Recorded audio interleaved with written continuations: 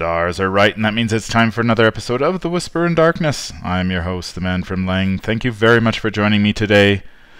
On this episode, I am reviewing the Seeker player cards from A Phantom of Truth, the third Mythos pack in the Path to Carcosa cycle. I've split up the review of this Mythos pack into 5 parts, so make sure you check out the reviews for the cards in the other classes when you've got the time. There are spoilers throughout if you care about that sort of thing. If you enjoy what you hear, maybe consider subscribing to the channel. Seekers always seem to receive the best cards in these Mythos packs, so let's see if that streak continues in A Phantom of Truth. The first Seeker card in the pack is Logical Reasoning. It's a 2-cost event with 2 willpower skill icons and the insight trait. You may play this card only if you have at least 1 clue. You get to choose an investigator at your location, and that investigator either heals 2 horror or discards a terror card from his or her threat area. Now, Logical Reasoning is a card with a lot of firsts for the Seeker class. First, it's the only Seeker card with 2 willpower skill icons. Most cards that double up on skill icons are worth a look when you're building a deck, and I think Logical Reasoning is no exception. Second, Logical Reasoning is the only Seeker card that heals horror. The beauty of Logical Reasoning is that it doesn't force you to jump through any hoops.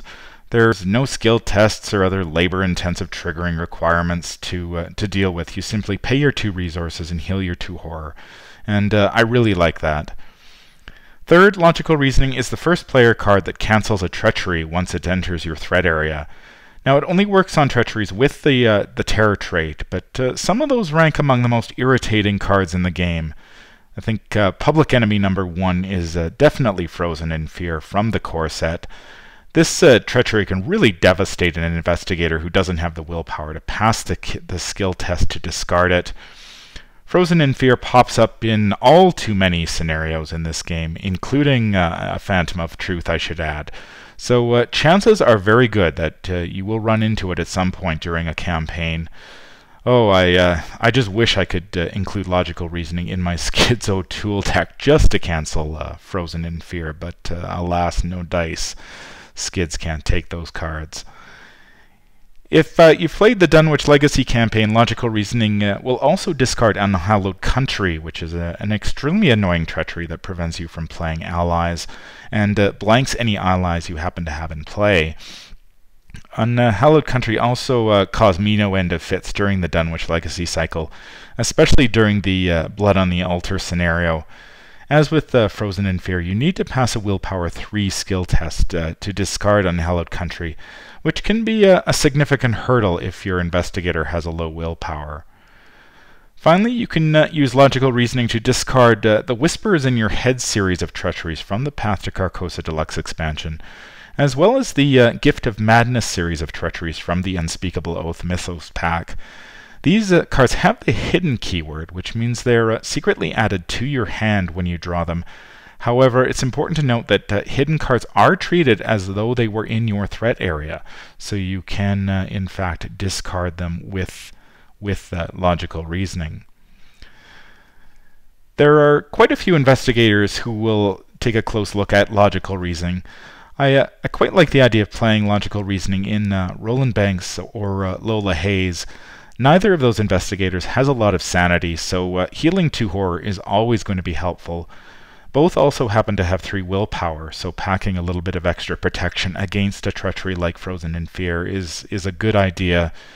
Lola Hayes could also use Logical Reasoning to get rid of Whispers in Your Head Anxiety, which is the treachery that prevents you from taking free triggers, which essentially blanks Lola Hayes' game text, and is you've really got to take the 2 actions to get rid of that if it pops on Lola.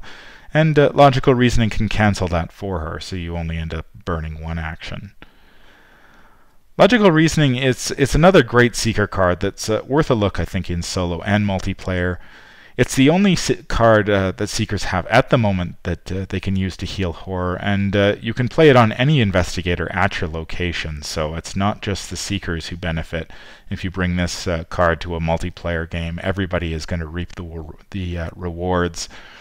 The fact that it can discard Frozen in Fear and other really irritating treachery cards with the terror trait is just icing on the cake as far as I'm concerned.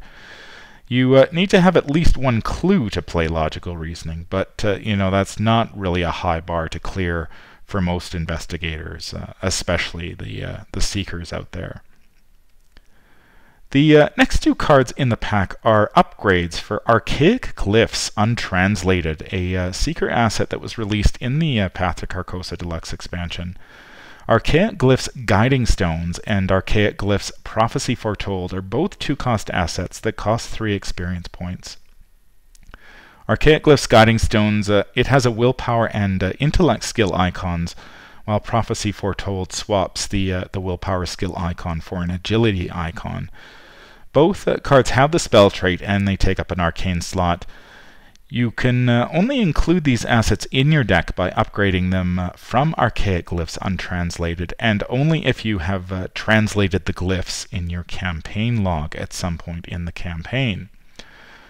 Archaic Glyphs Guiding Stones comes with 3 charges, and you may take an action to spend 1 charge. Investigate. For every 2 points you succeed by, discover 1 additional clue at your location. And Prophecy Foretold also comes with 3 charges, and you may take an action to spend 1 charge. Investigate. If you succeed, you may automatically evade an engaged enemy, and this action does not provoke an attacks of opportunity. When Archaic Glyphs Untranslated was released in the Path to Carcosa Deluxe expansion, I think most players expected the upgrades to be similar to Strange Solution Unidentified from the Dunwich Legacy Deluxe expansion. And you know what? They were right. Players didn't have to wait nearly as long this time for Archaic Glyphs Guiding Stones and Archaic Glyphs Prophecy Foretold to be released. But you still need to upgrade to them directly from the base version, Archaic Glyphs Untranslated. That means you've got to keep Archaic Glyphs Untranslated in your deck until you've got the experience to pay for the upgrade. Now, a lot of players found that upgrade path for Strange Solution pretty awkward, and that's the case here, especially if you've got other priorities for that experience toward the beginning of a campaign. It's not always the right... I mean, you don't want to always upgrade your Archaic Glyphs right at the start of a campaign, but that clause on the game text sort of forces you to do it, which isn't ideal. Now, both upgrades are a level 3 Seeker card, which, with the spell trait and the uses charges text, which means Daisy Walker, Rex Murphy, Min Tefan, Akachi Onyele, Marie Lambeau, and Lola Hayes can all upgrade to them. One of the big complaints about Strange Solution Unidentified was that so few investigators could actually identify the solution and reap the rewards. And in this case, the designers have have allowed a few more investigators to play around with this type of card. Both of these cards have the spell trait, so you can search your deck using Arcane Initiate, play them for free using Uncage the Soul, or boost your skill value during a skill test using the Spirit Athame, or Grounded, the Mystic Composure, which was released in the Echoes of the Past Mythos pack. The Archaic Glyphs use charges, so you get an extra one if you're playing AKACHI. You can even add charges to it using either version of Book of Shadows, or Recharge, the level 2 Mystic card, which was released in this Mythos pack. Although I have to say, I'm really not a big fan of either of those cards at the moment. Both upgrades for Archaic Glyphs Untranslated provide investigators with action advantage, although Archaic Glyphs Guiding Stones is definitely more resource intensive than its counterpart.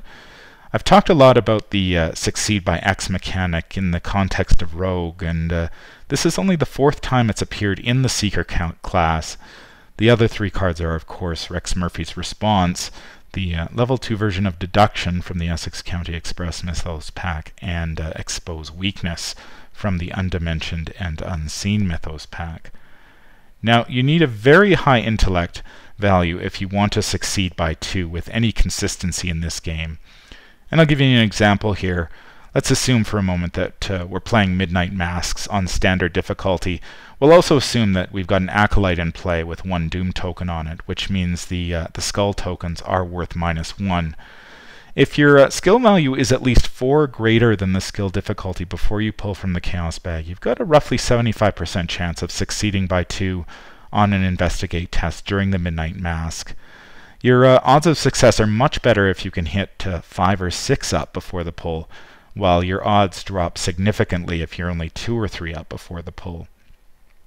The average shroud value of all the locations in the Midnight Masks is about 2.45, so you're probably aiming for a skill value of about 6 or 7 before the pull if you really want to nail that test. Now there is one threat in that scenario, and that comes in the form of obscuring fog, which could raise the shroud value of a location by 2. Now that's not such a big deal if it's at Rivertown or the Graveyard, but if it's downtown or Miskatonic University, you're going to be in a bit of trouble, because then you're looking, I think about 10 is what you would need to really succeed by 2 at those locations. Now there is only one card that you can use to lower the shroud value of a location while making an Investigate test using the Guiding Stones, but it doesn't come out until Blackstar's Rise Mythos pack, so I'm not going to worry about it too much here.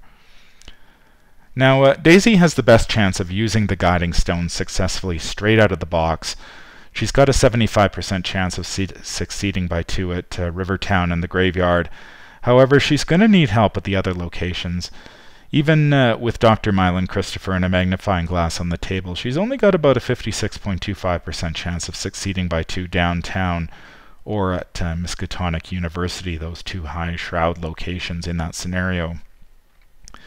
If Daisy is struggling to get slightly better than 50-50 odds, it's going to be that much more difficult for Rex Murphy, Min Tae-fan, and Marie Lambeau to succeed by 2 with any consistency without passive intellect boosts or pitching a lot of cards and resources to skill tests. Now Rex has an advantage, however, since he has the potential to trigger his response on every skill test. It's not a limited resource as with the charges on the Guiding Stones. Actually, you know, Rex can get pretty disgusting if you go all in on the succeed by 2 mechanic. If Rex uses the Guiding Stones and pitches a copy of the level 2 version of Deduction from the Essex County Express Mythos pack, he has the potential to snag 5 clues on one test. That's 5 clues. That's, in multiplayer, that's huge. I mean, you're going to just be clearing locations in one fell swoop. If you add a pinch of burglary to that, you can even net yourself 3 resources on top of that. It's really no wonder that Rex is one of the best investigators in the game currently. As for an investigator like Akachi, well, it's not impossible for her to succeed by 2, but she's going to need the Spirit Athame and at least 3 other intellect icons from cards and resources to have a 56.25% chance of success against a 4 shroud location. It's going to require a lot of setup, and all those cards and resources are really going to start to add up fast during a scenario. And I think that's one of the reasons I think Akachi is just better off sticking with a card like Rite of Seeking if she really wants to gather multiple clues at a location. As for succeeding by 4 or succeeding by 6 on an Investigate skill test, well, I think that's a pipe dream for most investigators. Even at a 1 shroud location, you need to have a skill value of 5 after the pull, which means you really need to have a skill value of at least 9 before you pull to have a 75% chance of success. And this is trying to succeed by 4, mind you. Now, Daisy can get there if she's got the Spirit Athame, Dr. Mylan Christopher, and a magnifying glass, but again, that's only at 2 locations on the table, those being Rivertown and the Graveyard. She's going to need intellect in the double digits to consistently succeed by 4 at any other location in that scenario, and it's just not viable most of the time. Although I guess it is nice to have the option if you absolutely positively need to gather all the clues at 1 location in 1 action.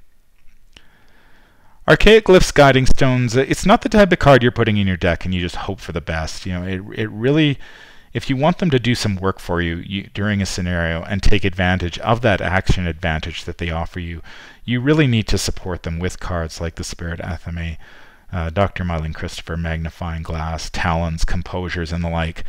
Now, I've played around quite a bit with the Succeed by 2 mechanic in Rogues, and it does work. I mean, it's not hopeless, but it does put a lot more pressure on your cards and resources to make it work with consistency. And, you know, consistency really is the key to beating scenarios in this game. If you're playing multiplayer and you need to gather a lot of clues fast, Archaic Glyphs Guiding Stones is certainly a viable option. Personally, I'm a lot more interested in playing around with Archaic Glyphs Prophecy Foretold, the second upgrade for Archaic Glyphs Untranslated in this pack. It's one of 2 cards in the pack that allows you to use different skills to evade enemies. Prophecy Foretold lets you make an Investigate action to evade an enemy, while Cheap Shot, a rogue event I'll look at in the Rogue Review, lets you take a Fight action to accomplish the same thing. Now, Prophecy Foretold is cool because it's got that built-in action advantage that plays to the Seeker's strengths. Gaining a clue and evading an enemy by making an intellect skill test is really quite powerful. It's even better when that action does not provoke an attack of opportunity. If you're unfortunate enough to be engaged with multiple enemies, you can burn the charges as you see fit to grab the clues and try to evade those enemies as well. With any luck, you'll have an action left over, so you can move away from that location so you don't get trapped the next turn. I have to admit that I was a little disappointed when I saw the upgrades for Archaic Glyphs Untranslated.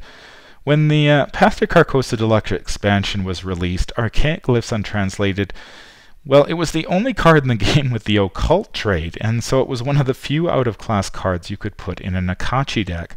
Now, I avoided putting it in my AKACHI decks because I didn't know if she'd be able to use the upgrades down the road.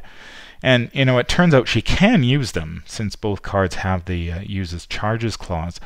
However, neither card is particularly good in an AKACHI deck. It's not going to be easy for AKACHI to pass Investigate skill tests with an intellect of 2, and it's going to be nigh impossible for her to succeed by 2 without a lot of support cards in play and a lot of setup. Spirit Athame from the Path to Carcosa Deluxe expansion and Grounded from Echoes of the Past mitigate that problem somewhat.